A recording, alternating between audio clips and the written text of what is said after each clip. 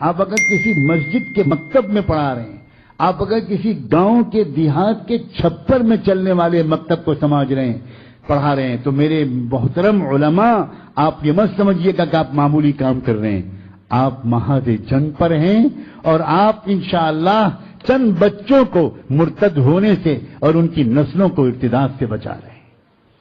معمولی کام نہیں ہے۔ افسوس، ہمارے بہت سے حفاظ قرآن، ہمارے بہت سے علماء، ان کا دل ٹوٹا رہتا ہے، وہ سوچتے ہیں کہ ہم کیا کر پائیں، مکتب میں پڑھا رہے ہیں، ان کو کسی کو بتاتے ہوئے شرم آتی ہے کہ ہم مکتب میں پڑھا رہے ہیں، ان کا دل ٹوٹا رہتا ہے، ان کو احساس رہتا ہے کہ زمانہ ہماری قدر نہیں کر رہا، ان کو اپنی غربت کا خیال رہتا ہے۔ میں جانتا ہوں ان میں سے اکثر کو اپنے مہینے کے آخر میں گھر کے خرچے چلانے مشکل ہوتے ہیں۔ ان کی بیویاں جب کہیں خاندان میں شادیاں ہوتی ہیں اور شوہر کہتا ہے کہ تم تیاری نہیں کر رہی وہاں جانے کے لیے، بیوی کہتی ہے نہیں میں تو کوئی بہانہ کر دوں گی، میں تو نہیں جاؤں گی۔ تو کیوں نہیں جاؤ گی؟ اتنا قریبی رشتہ ہے۔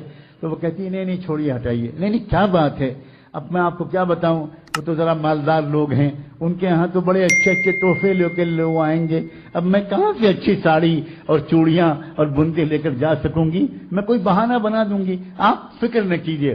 شوہر کی آنکھ میں آنسو آتے ہیں اور وہ چپ چاپ کہیں سے قرض لے کر آتا ہے اور بیوی سے کہتا ہے کہ نہیں تم جاؤ، میں انشاءاللہ قرض ادا کر دوں گا۔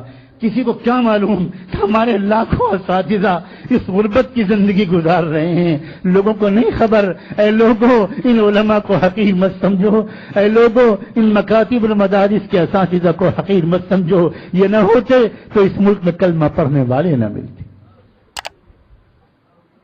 اور اے اساتذہ حقیر مت سمجھنا، تم اللہ کے رسول کے سپاہی ہو، تم اللہ سے کہو کہ اللہ زمانہ ہماری عزت نہیں کرتا، نہ کرے، آپ تو کم سے کم اپنی نظروں سے مت گرائیے۔